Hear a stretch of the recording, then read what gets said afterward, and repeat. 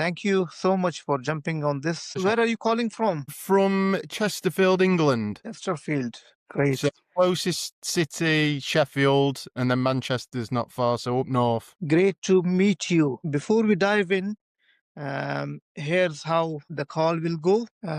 We'll start with your background and the industry trend you are seeing. Then we will discuss your current challenges and where do you want to be in next 6 to 12 months. Finally, we'll wrap up by exploring any next steps if it makes sense. The whole conversation will take about 30 to 40 minutes. Does that sound good with you? Yeah, that's absolutely fine. So the notes are on technology and AI specifically in the property industry. Is that correct? Yeah. Can you please share a bit about yourself, about your role in the company, how it fits into the bigger picture at your company? Okay, so at the minute I am managing director of Wilson Estate Agents.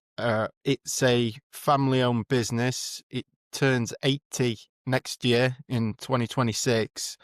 The way I started was probably a bit unusual for most family businesses. I was basically off doing my own thing, working in marketing, and my dad rang me one day and said a member of his staff has left. Can you come and help?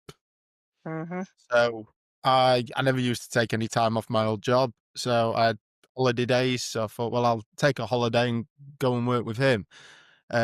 Quickly established that it was being run very old-fashioned, paper diaries, very reliant on paper. So if someone rang up about a property, for example, you'd have to go into the filing cabinet, find it, find the notes on it, find the price. It was just a mess. Paper diaries. So we'd literally have one diary on the edge of a desk that everybody shared for all appointments. There was even one computer in the office that everybody shared, and this is only 10 years ago. So it was well behind. The company that I worked for at the time, I feel like they had about 50, 60 employees, so a decent sized company. They were selling 3D CAD software, mainly for engineers. So it was a really well run business with a lot of tech to support, the sales. So I learned a lot from that, mainly IT infrastructure and CRM systems. It was the first time I'd ever been exposed to a CRM system. So we quickly decided that, look, you can't stay like this. We need to move with the times. Let's push the boat out and buy everybody a laptop so they can actually work concurrent. Let's get a CRM system. So that was kind of my first real technology implementation at the business. Was just getting a simple tech system and taking us from paper-based to technology-based. That's really good. Yeah. And at that time, I was doing everything. So that was the design, visual identity, implementation of systems, and then the general day-to-day estate agency stuff, viewings, valuations, inventories, photography, literally everything other than putting the boards up. That's the only thing we pretty much subcontract, and the only thing that I wasn't doing. And it was just a team of three, myself, my dad, and someone else within the business. So fast forward to where we are now, there's 10 of us. We've pretty much 5x'd every metric that we were doing at the time. That's properties under management, property sales, staff, even everything's pretty much 5x'd in a 10-year period. I've managed to employ people for pretty much all them roles that I was doing. Other than a lot of the website stuff, I still enjoy that. I still do the implementation of the tech, but we have a professional photographer, we have a professional valuer who goes out to value the properties, staffing, lettings. So now I'm very much a work on the business and not in the business, which has been an interesting learning curve, but one that I'm enjoying quite a lot, especially with the emergence of a lot of new technology at the minute. It seems to be just constant. That is a good place to be. What does a typical day look like for you? It's a good question. If you'd have asked me that 5 or 6 years ago, it would be very easy. I'd be running around like a headless chicken, viewing, valuing, and photographing, and doing everything else, fixing printers. Now, today, no day's the same. I think a lot of my time is spent strategizing, so constantly refining processes. Where do we want to be? Setting the tone for the company, as in terms of who are we, who's our target market, how do we market to them, then how does that kind of feed back into everything. So I think one of the most important things when you're looking at technology is understanding who you are as a company, because uh, at the minute AI is being bounded about constantly, and I think you've got to be very sincere and thoughtful in the way you implement it into your business. So a lot of my day-to-day time is spent on them processes and implementations of new technologies into the business, but sticking to the core of who we are and what we do. So for example, my day-to-day is I've got uh, this. After that, I have got a demonstration with an AI company, which seems to be very prominent use of time at the minute. Then I've got bits of strategy to do for the planning that we've got moving forward, and then I've got a couple of account meetings, and then I'll have a general catch up with the staff. So it's Busy day. and that is every day. I think when you're constantly looking at moving forward, there's always Mm. something, and my time now is spent mainly in front of a computer or meeting people for the business. It's not as bounce about in and out my car, rushing around. And I think it's hard sometimes to go from that real owner operator where you are doing everything to suddenly being sat there, and on the face of it, it doesn't look like you're doing much, but Mm. what you're doing is But very but important on and the very, background, you are constantly working. yeah. I mean, I wake up at 5 and the first thing I do is let the dog out, make a coffee, and plan my day. And then I finish it. Well, you don't really finish, do you? You finish before you go to bed because something comes up. You said AI. What major shifts are you seeing in your industry right now? A lot is going AI. Um, calls are a big one that I'm looking at the minute. That basically I phone assistants essentially. AI Again, receptionist. Is it yes, AI receptionist? Yeah. yeah, and again, I think this is part of being thoughtful in what we do. So I know other agents will outsource the calls to like Moneypenny, for example. We, as an agency, and I think about this. We're a B2C company, and I think with the growth of technology, it's really important to kind of come back and think, well, what are we fundamentally? And I call it P2P. We're person to person. So when someone wants to speak to us as a company, I don't want them speaking to a robot. I don't want them A speaking robot. um, someone who isn't within the business. Now, there's an argument to be had for, well, it's not productive use of your time, but it's all about striking the balance. So for me, it is an important use of our time because it's relationship building. If a customer wants to speak to a member of our team, they can speak to them instantly. I have a bit Mhm. of a theory and I hate ringing phones. So once that phone rings, answer it. And the way I used to deliver that when I was doing valuations was, how easy was it to get this appointment today? Yeah, it was really easy. We rang up, you answered. Was it as easy with the other agents? Well, no, actually. I had to ring a couple of times and I got passed through and I got a call. I think, well, what happens if someone's ringing up to view your property? It's the Mhm. same. You want to get them booked in quickly, make sure you're not losing a lead. So at the minute, what I'm going to be looking into is only having an AI receptionist out of hours. So when we're physically not here. When we're here, we'll answer the phones. Ah, So okay. it's being conscious to how you want to operate as a business and then how you implement them technologies. So if we're not here, the receptionist will transcribe the conversation, and it'll come straight into our inquiry center. So if someone rings up on 5 p.m. on a Saturday evening and they want a valuation, they ring up, they go rings, rings, rings. They don't want to leave a voicemail. They might forget, or they might ring someone else on the Monday. This gets rid of Mhm. that. So we're not leaving anything on the table, or certainly reducing that amount. So that, I think that's the key is just being thoughtful in everything that you do with AI and not just going, right, AI call bot, they can answer all our calls. Yeah. You might be more productive, but what's the cost of that? And the cost runs deeper than it comes back to who you are as a business. So we are a really personable company, and that is where we stand out. We don't stack numbers high and aim for volume. We aim for depth and value add. If you want to go on with an agent who's just going to chuck you on, your calls are going to be handled by AI, everything's going to be automated. You don't want that personal touch.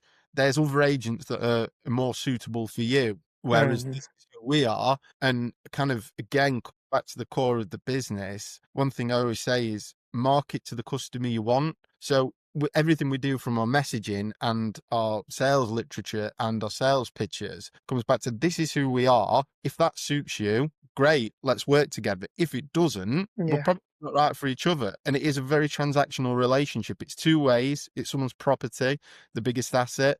And I think it takes a lot of care and attention in that. Yeah. On industry trend, how has AI impacted your business or your growth strategy? It's the growth strategy is an interesting one, and I'll give an example. I think the key to implementing AI and any tech is allowing you to be scalable. Yeah. So we have around 350 properties under management at the minute, and the Yeah. way we used to do the accounting is tenant would pay us, someone would sit and manually reconcile that payment and pay out the landlord, take our commission. So with that amount of properties, you're probably looking at one member of staff almost full time, just sat in the bank updating spreadsheets. We now have a system that automatically reconciles them payments. So Mhm.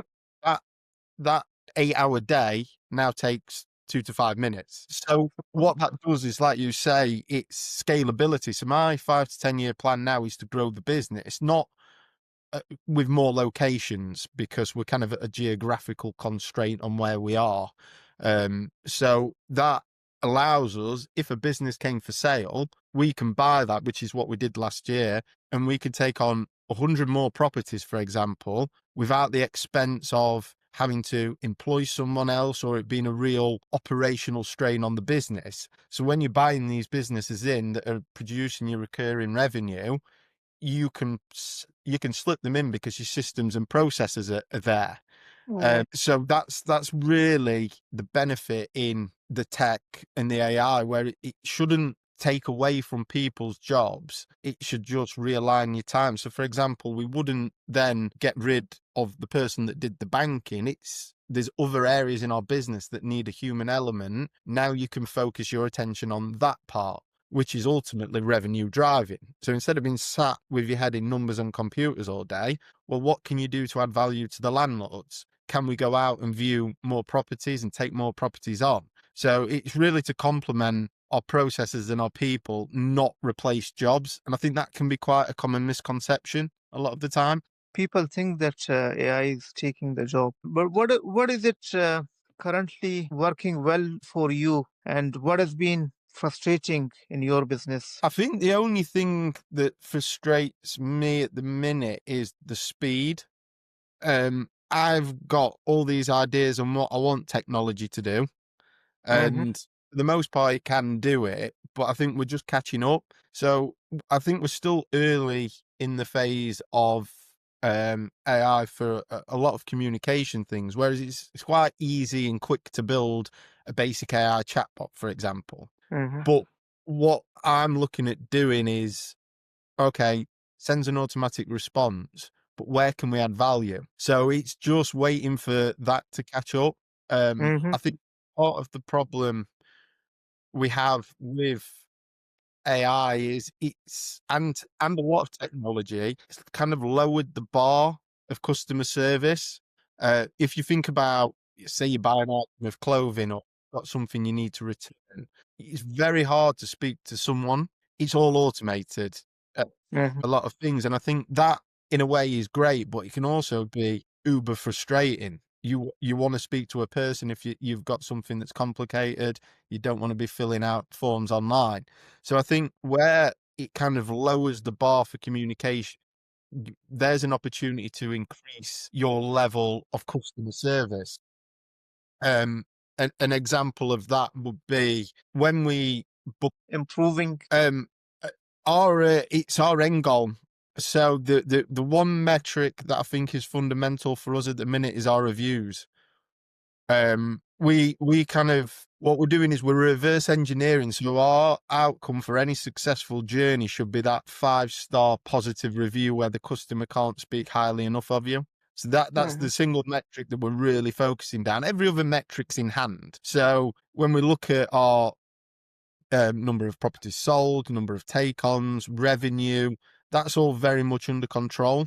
And that'll grow exponentially as long as we keep within the parameters of what we're trying to achieve. Now, if we can keep getting the positive reviews, that means that we're delivering for every client, which comes back into the filter. So we're really looking at ways to over deliver on customer service. And I think that's where AI can really benefit us and is doing. We're doing a lot of automated emails for our customer journeys. So whereas it might be quite a manual task for someone to remember, I need to pick up the phone to that client in 4 weeks to give a chase or Mhm. just see where they're at and touch base with them, we can automate that. So then if there is any concerns, that initiates that conversation because not everybody needs speaking to at that point. You'll have certain customers you can earmark that you know you need to hold the hand a little bit more, for want of a better turn of phrase. But I'll give an example of where we look at every process and think, how can technology benefit without taking away or messaging, which is that personal element. So if someone books a viewing for a property, they just expect a confirmation text message, time, place, and who it's with. So that's the standard. And then after that, they'll get one saying, what did you think of the property? One thing that we're looking to implement is, well, how can we just change that simple message to add more value to the person viewing? So, for example, using the data and the technology and the AI, if you're coming to look for a property with us and we know that your current address is out of the area, what we'll assume is you're not as familiar with the area as someone who lives across the road. So what we can say is, here's your appointment, here's who it's with, here's the address. If you're running late or you're running early, sorry, or after your viewing, we recommend this local coffee shop. And it's just them little tweaks that you can do by harnessing technology, harnessing AI, which doesn't take a great deal of work, but it's just that, oh, no one's done that for us before. I didn't know that. So it's Mhm. just ways you can add value to customers very slightly, but just give a slightly better experience. Okay. Where do you want to be in next 6 to 12 months from now? I think within that, it's quite within a short time frame. I think we want to make sure that all our processes are perfect. We're about 90% there. These little tweaks, like what I've just mentioned, things we'll put in. But the problem is with technology evolving so fast, in 5 months, something will come out that then changes that. So you can layer on and you can add in. And again, as long as you're conscious and thoughtful, I think more overall, well, certainly my 3 to 5 year plan is the expansion of the business. We want more properties under management, and potentially go into different areas, not as our brand, as take over other brands and effectively do what I've done for Wilson's for other companies that might be owner operated, come into retirement, no care or inclination for systems. They've done it that way because they've always done it that way, but have got a good reputation within the area. So I think that's Mhm. something we really want to focus on, is procuring more businesses and then consolidating over time into one business. And you mentioned the goal of to have more businesses. If you had a magic wand to fix just one thing in your business that's holding you back or slowing you down, what would that one thing be? I think that's a good question. I don't think there's anything in particular. I mean, the obvious thing to say is cash. You can move a lot quicker if you've got deep pockets and can procure businesses in that manner. I honestly don't think there is anything. that comes to mind. We're where we want to be, and every step of the journey, we've got there in the time frame that we'd have liked. Possibly slightly slower in the beginning because it was like I say, it's a family business. My dad since retired. I can move at more speed now, as I am the sole decision maker. I honestly, I kind of, you can audit everybody else's business, and I think what people don't do necessarily is spend time fully auditing their own. And I think it's something that since I've worked on the business as opposed to in it, it's allowed me more time to do, and we're right where we need to be at the right time. I think sometimes you can move too fast. Um, I was looking the other day and reading up on blockchain technology, and it sounds great, and it sounds what we need in the UK. Conveyancing times are generally slow, not at the fault solely of conveyancers, but searchers, mortgages, lenders. It's a slow, laborious process, and blockchain offers the technology to improve all that. Will it come in? Possibly. Will it happen tomorrow? Absolutely not. It's a 5 to 10 year cycle. And the problem is, if we pioneered that, we can move too fast to the point people go, what is this? Now, you can have all the benefits, but if people don't get it or don't understand it, it won't work. And we are fundamentally a small agency in a small town. So sometimes it's very much a case of second mouse gets the cheese. We know who we are and where we're at, and there's things and ideas we have that are very advanced, but we've got to be cautious and conscious of our customer as to when to implement them. Does that make sense? Yeah, that was great. Thank you so much for sharing these insights. Thank you. Yeah, perfect. Yeah, have a great day. You too. Cheers. Bye bye. Bye.